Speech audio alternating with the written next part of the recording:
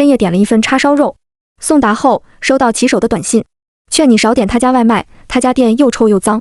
店家是一栋楼的老熟人，我们都是常客，对此我是不信的。打开饭后，我愣住了，那份饭有人的味道，准确来说是人血的气味。不一会，店家发来微信，他说你别吃外卖了，我觉得那个外卖员好像刚杀了人。半夜1点，我加班完回家，洗漱收拾后，打开外卖软件，熟练地点下一单。老公家的叉烧肉，他家分量足，味道好，营业时间长，还难得的不是预制菜。最重要的是，店主夫妇是我们一栋楼的业主，蹭着邻居福利，每次点餐都会多给1颗卤蛋。铃声响起，打开门，门口只有我的外卖。今天本是晚间有大暴雨，外卖员估计也会早早收班。我探出身子，低头伸手真准备拿时，忽然闻到一股奇怪又熟悉的味道。此时，随着我鼻尖的耸动加剧，我忍不住打了个喷嚏。走廊的感应灯忽然亮了，借着眼角余光，我似乎看见狭长昏暗的走廊尽头有半截身子和一颗圆圆的脑袋。你有新的外卖订单。机械的提示女声冷冰冰划破死寂的氛围。刚好屋外开始电闪雷鸣，强光闪过一瞬，脑袋朝外面动了动，我能感觉到有目光死死盯在身上。不过10几秒，我后背已经渗出阵阵冷汗，瞬间提起外卖，猛地关门，用最快的速度锁门。而尽头那边的人放弃躲藏，飞快地向我这边奔来。我家在走廊的另一个尽头，中间隔着4户人家，他跑得再快也赶不上关门的速度。电闪雷鸣后，瓢泼大雨顷刻而下，嘈杂雨声滴滴答答混合飞速的心跳声。我背靠着门，还没有缓过气，门外就响起阵阵急促大力的敲门声。透过猫眼，我只能看见一个黑色的摩托车头盔，以及肩膀露出的颜色鲜明的外卖骑手服装。正当我准备拿起手机报警时，忽然敲门声停住了。他低头，仿佛操作着什么。手机震动，是一条骑手的信息，我劝你少点他家外卖，他家店里又臭又脏。随即走廊脚步声渐行渐远，一切再次归为平静。我看着手机，眉头皱起，心里只想骂街。就为了这件事，在那边装神弄鬼，躲躲藏藏半天，大半夜的，吓死人，一惊一乍的，惹得心里一顿窝火。再说老公家的品质在我们小区有口皆碑，名厨亮堂，卫生一流，这个人行为举止太反常了。前几天老公的老婆张姐还和我吐槽说，对面那家新开的快餐店为了抢生意，买了大量水军，恶意刷低分评价，散播谣言说他家卫生堪忧，食材用冷冻几年的僵尸肉。这个外卖员保不齐是对面店家的人。老公家品质依旧在线，就是今天的包装有些潦草，小碗汤都洒在外面。透过透明饭盒盖子，我看见一如既往的叉烧肉饭，忍不住咽了咽口水。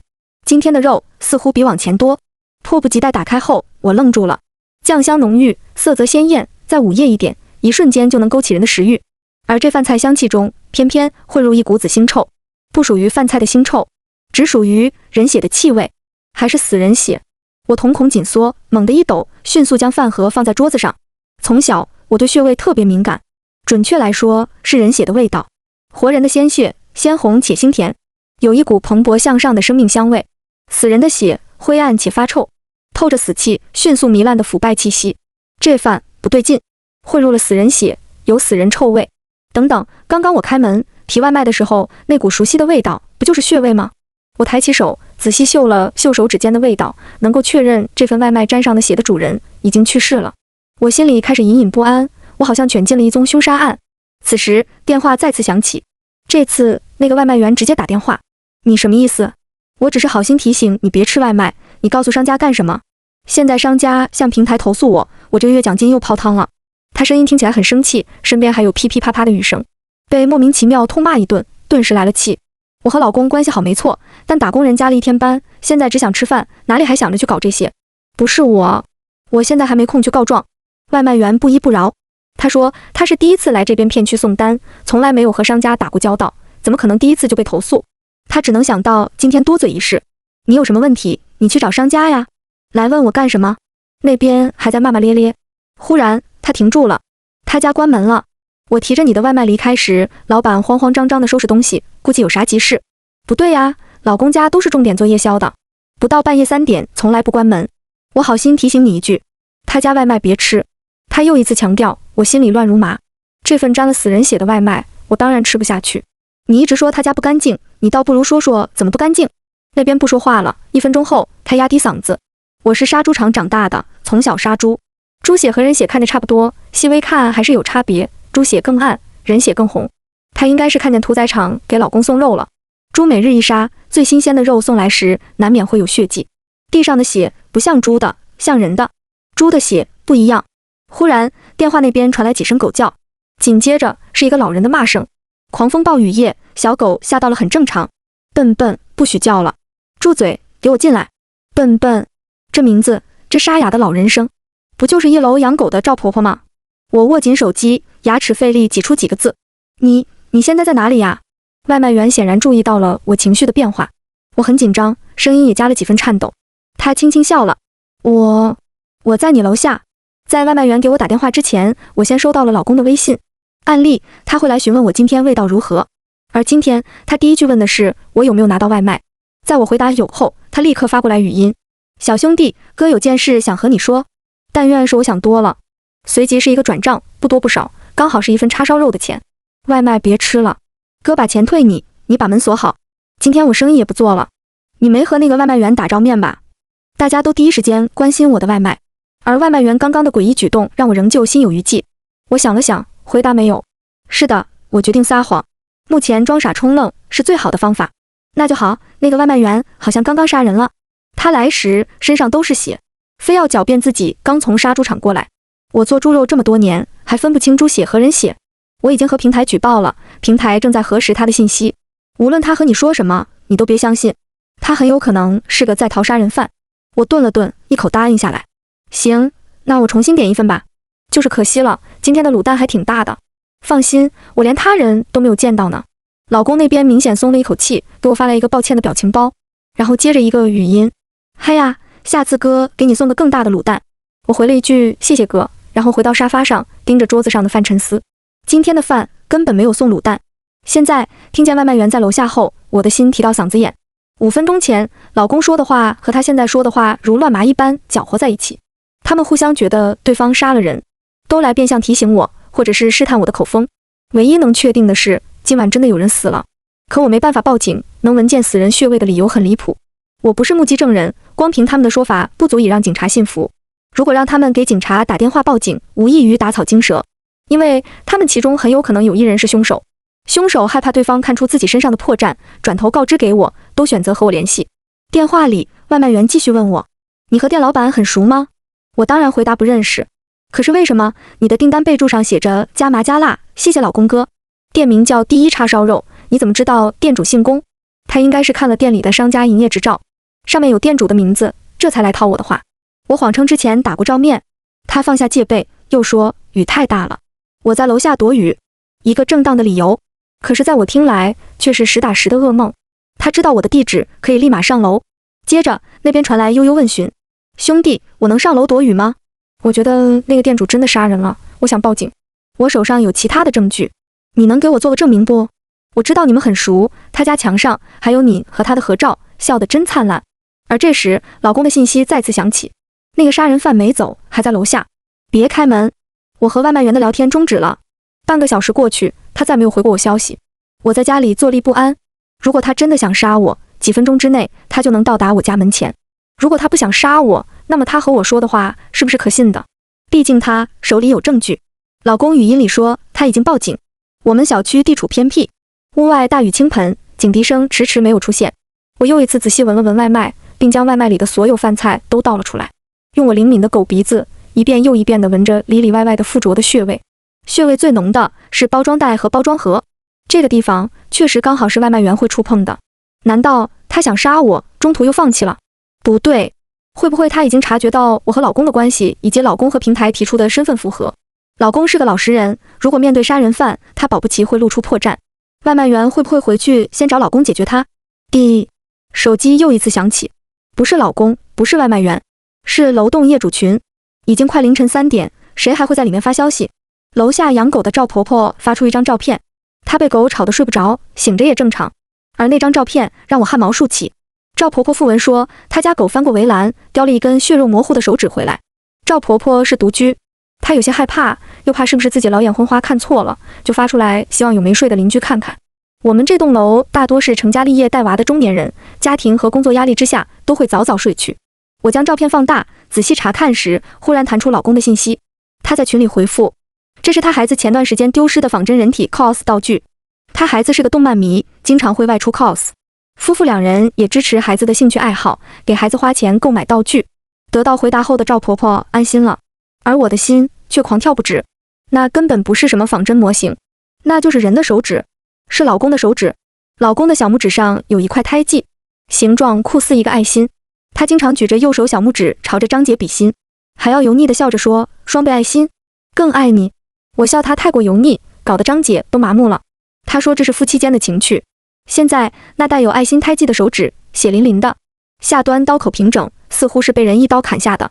脑海里又浮现外卖员用开玩笑语气说的话。他说他又不怕杀人犯，我在屠宰场杀了这么多年猪，就算是杀人我也不怕，人的力气比得过猪。论起用刀来，我的刀法说不定更干净利落。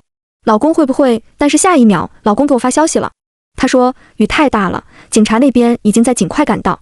我问他的地理位置，他给我发来一张店里的照片。老弟，我在店里呢，大雨大风的，警察让我躲在安全的地方，其余的他们会处理。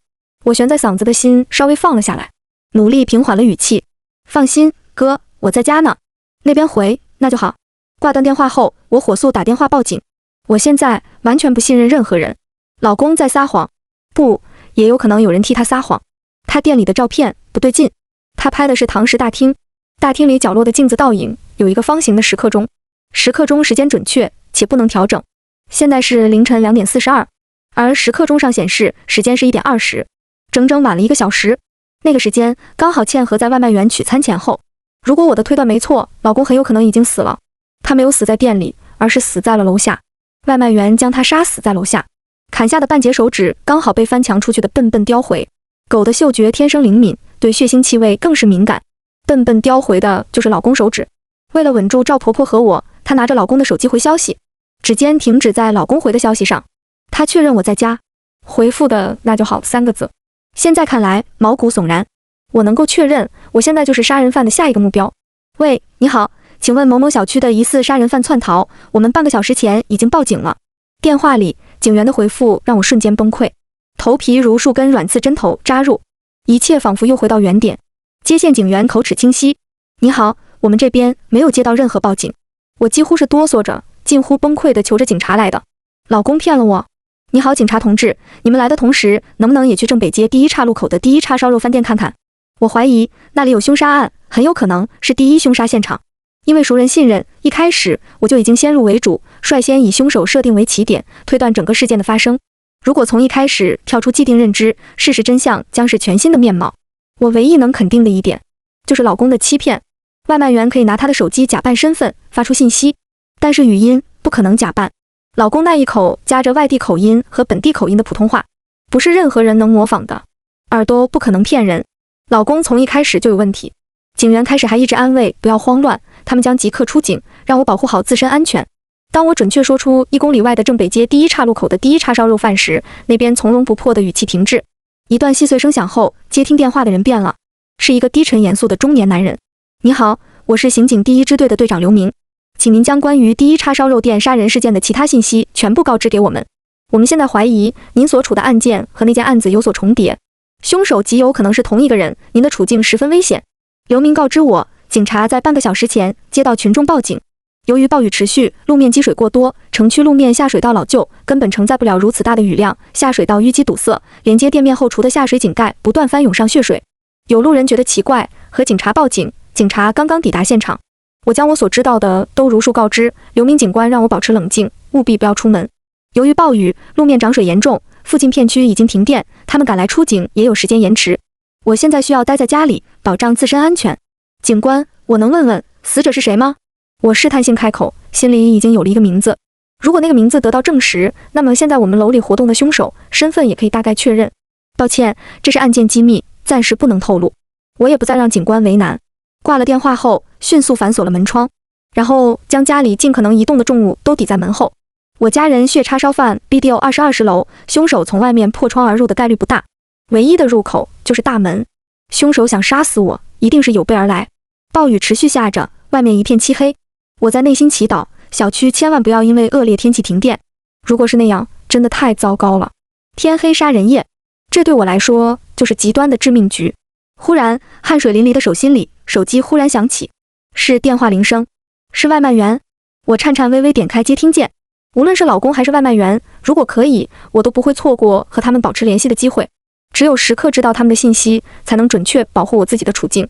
无论他们话是否真实，对我来说都是稳定他们、拖延时间的办法。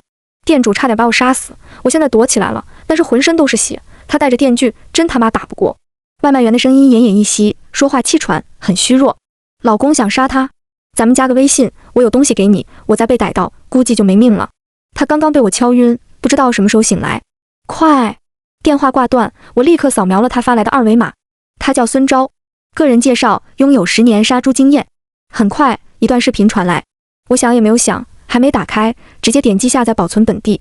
接着，不知是不是害怕暴露的原因，孙钊将消息撤回了。在我发出一连串问句后，孙钊终于回复了。他说他刚刚又差点被找到了，他在玩命逃跑。如果真的是老公在追他，那他是真的得玩命。这栋楼是老公住了10几年的家，他在里面追人，就如同蚂蚁在蚁穴。你快躲起来吧，警察马上就到了。我打出字，让他赶紧换个地方躲藏，千万不要躲到楼道。孙钊，你已经报警了？是的。孙钊，很好，就快了。正当我思索他这句话的含义时，又一条消息蹦出。孙钊，我实在跑不动了，能不能来你家躲躲？孙钊，救救我，我没力气和他打了，再被抓住，我绝对没命。孙钊，兄弟，求你。说实话，我很害怕，我现在只身都难保，怎么敢开门救人？如果老公真的如他所说拿着电锯，那我们2个人都不是他的对手。老公做饭店前，将其他职业几乎做了个遍，那一身健硕的肌肉，我这小菜鸡身材根本干不过呀。但是如果不救，那毕竟是一条人命，活生生的生命，不可能眼睁睁看着它消亡。几分钟后，门发出细微声响，手机屏幕再次亮起。孙钊，兄弟，我到了，求你开门救救我。估计是怕打草惊蛇，孙钊只是微微用指甲划了划门框，企图引起门内人的注意。我几乎是飞奔到猫眼旁，他真的找上来了。猫眼里，孙钊依旧低着头，但与先前不同的是，他的衣服上都是血，刚经历过一场激烈的打斗。他的脸几乎是抵着门的，头歪着，我只能看见他的头盔，还有头盔上的鲜血。忽然，他的头盔掉了，露出满额头的鲜血。他双眼目呆，眼里毫无生气，眼白布满猩红血丝，左脸一条长长的口子从太阳穴延伸至下巴，血一下子占据了半张脸，血肉模糊的伤口触目惊心。他缓缓抬起自己的胳膊，机械似的有气无力，轻轻敲打着门。求你了，兄弟！嘴巴微张，里面血色唾沫溢出，发出轻微求救声。门外指甲尖锐划门的声音还在持续。我低头再次看了看手机，屏幕还停留在和孙钊的聊天页面。一瞬间，我屏住气，眼神暗了暗，直接敲下几个字：对不起，我不能开门，实在是对不住。手机提示音在门外响起，门外安静了。我深呼吸一口，小心翼翼再次朝着猫眼看。这次我看见孙钊面目狰狞的脸，直挺挺的放大在猫眼里，他看起很愤怒，有种死不瞑目的诡异。我差点被吓出脏话，本能地握紧门把手，确保门的安全。千万不能让他进来，不能让孙钊背后的老公进来。孙钊已经死了，从那个视频被撤回开始，他的手机应该就已经被老公接管，后面的信息全都是老公在引诱我开门。砰砰砰，门外忽然传来一阵暴动。老公见我铁了心不开门，索性也不装了，他将孙钊的尸体甩到一边，孙钊如木偶一般瘫软在旁边。我这才看见他脖子上那道鲜血淋漓的致命伤。林老弟，咱们认识快2年了，我还不知道你居然这么铁石心肠，心太狠了，这都见死不救。老公沙哑的烟嗓悠悠响起，他用着他那双3白眼，笑眯眯冲着猫眼微笑。我全身冷汗直流，不是我见死不救，如果是真的孙钊找上门来，良心的本能，我定会豁出去救他进来。我手中是厨房拿的一把菜刀，必然已经下了必死的决心。但是当孙钊出现在门外时，我率先闻到的是一股浓郁的血腥味，死人的血腥味。他的失血量过大，气味已经从门缝里钻进来，他的血是臭的。我的眼睛或许会骗人，但鼻子绝对不会。他已经死了，那么现在操控他尸体活动的，还在不停给我发消息求我开门的人是谁？只能是老公。还有就是孙钊从来没有喊过我兄弟，我们还没有相熟到互相称兄道弟，只有老练善于交际的老公才会经常喊人兄弟，这是他和客人拉近关系的办法，也潜移默化地融入了生活细节里。门被老公一下又一下的撞击，开始有些晃悠。这个门本就已经老旧，还经历过几次维修，我真的害怕它支持不住，只能死死地低着。老弟，本来没想杀你的，你要怪就怪这个送外卖的心眼子多，嘴巴大，看了不该看的，说了不该说的，这不才把你牵扯进来了。嘿嘿，没关系，我已经帮你解决它了。老公的声音一如既往和蔼亲善，说出的话却字字恐怖。但是要我说，你也有点多管闲事，怎么就这么不相信我呢？还是活腻歪了？他撞击声越来越大了，这次还伴随着尖锐刺耳的电锯声。我仿佛已经预见我的下场，将会和孙昭一样被电锯划破脖子，心理防线直接崩溃。我破防了，不要命的大喊：你杀了张姐，你就不怕报应吗？连自己老婆都杀，畜生！门外动静停止，黑漆漆的夜里传来一声嗤笑：你也是个多事的，不是都说了吗？不该看的别看。那女人外面有男人了，想离婚，你说我这张脸还要不要了？不听话就杀了呗。孙昭发给我的视频是老公处理张姐尸体的视频，和我心中所想一样，第一叉烧肉店的被害人就是老公的老婆张姐。视频的拍摄角度非常刁钻，从后厨的窗台玻璃底部的小洞里拍摄的，只能勉强看见地上张姐的尸体和老公来回挪动的脚步，地面上全是鲜血，张姐的脖子一刀划在颈动脉上。视频很短，只有几分钟，老公拿着电锯有条不紊地切割着尸体，时不时嘴里还蹦出臭婊子下贱妇的脏话，每一刀重下去都夹杂着浓浓的恨意。这是孙昭给我送完外卖后，发现被老公投诉，返回去找他理论，又发现店门紧闭，可店内不断有剁肉的声音，这才绕路到屋后，想一探究竟。店铺屋后看着一整个石壁悬崖，除了一条长长的排污水道，没有任何住户。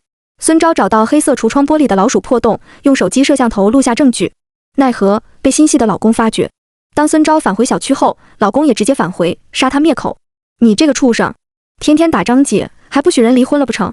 我大声吼道。哎，你怎么知道？老公有些疑惑。他们俩在街坊邻居间可是有名的恩爱夫妻，夫妻俩感情和睦，共同打拼。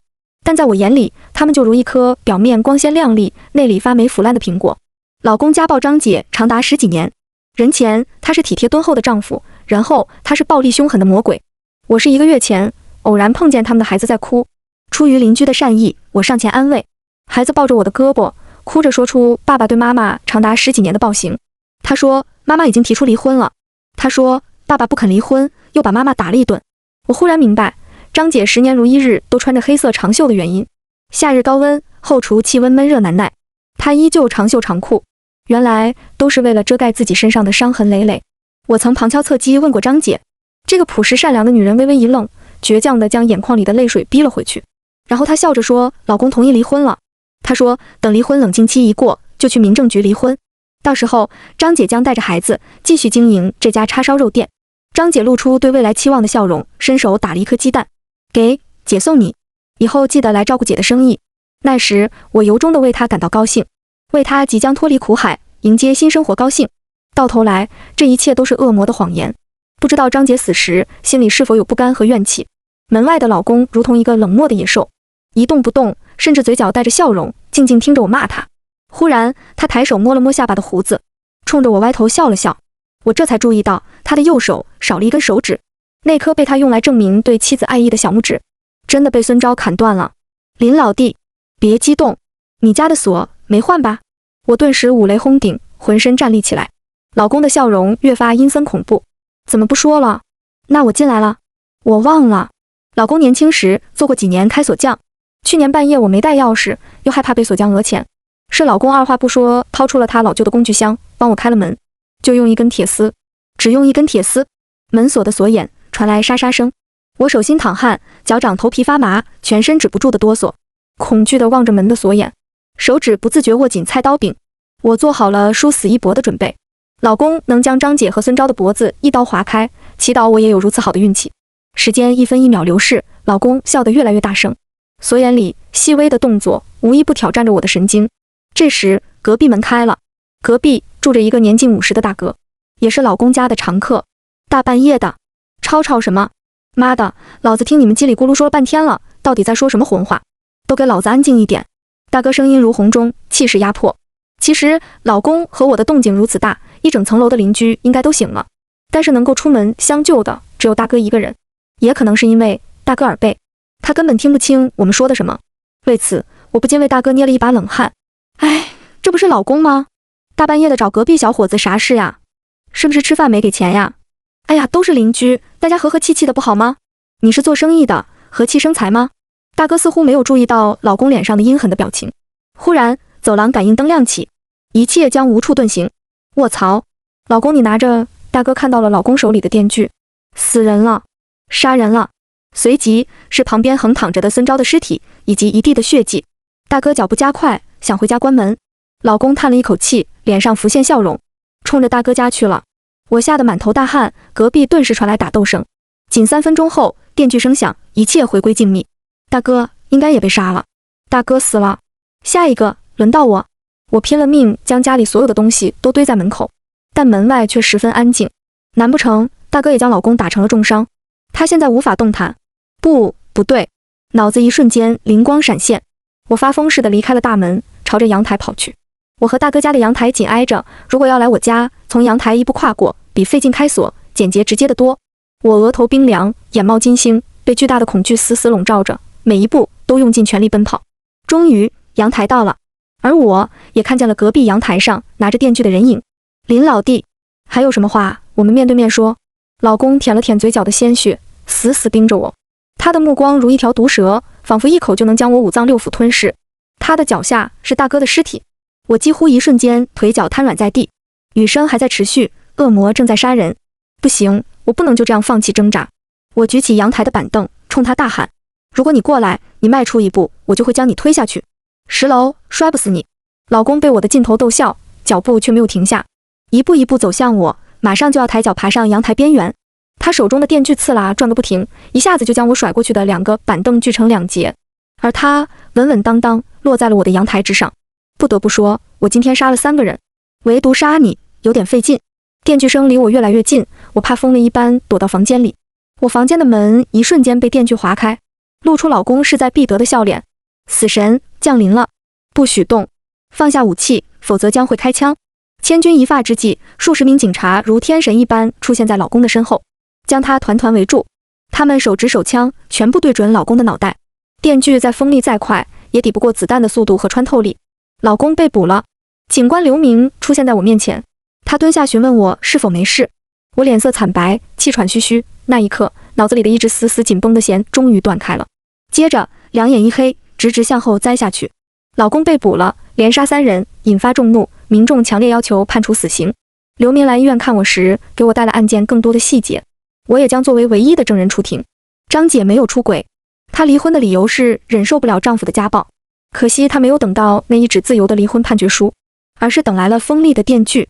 邻居们对老公人面兽心的恶行纷纷唾弃，惊呼他居然是一个衣冠禽兽。当我问及孙昭时，刘明叹了一口气，他说孙昭和大哥失血过多，不治身亡。我点点头，说我知道，他们的血液里的死亡气味，我是第一个闻到的。刘明皱眉，用一种审视的目光打量我。不过，他们仍旧要感谢孙昭冒着生命危险拍下的视频。如果不是他感官敏锐，说不定被害人尸体就被嫌疑人直接处理了。原来那天老公杀死张姐后，是准备在店里直接实施分尸。刚巧发现给我打包的外卖还没有做完，而孙昭已经站在门外了。老公只能急急忙忙给我打包，连日常卤蛋都没给我装。他的手上沾满了人血，即便清洗干净，也洗不掉血味。外卖包装袋上的味道最浓，这才被我闻见。而孙昭杀了10年猪，历来对血迹敏感，加上老公的神情紧张，他多留意了几分。正是这不经意间的留意，让老公对孙昭起了注意。孙昭将外卖送给我后，本意是好心提醒，并没有想让我掺和进来。如果不是老公去平台举报，孙昭不会再联系我。他去店里，刚好碰见老公处理尸体，留下证据。他返回楼里，想找我一起作证，在楼下避雨时，被一路尾随的老公发觉，两人直接在楼底打了起来。杀了10年猪的人自然是有些力气的，不然也不会说那些话。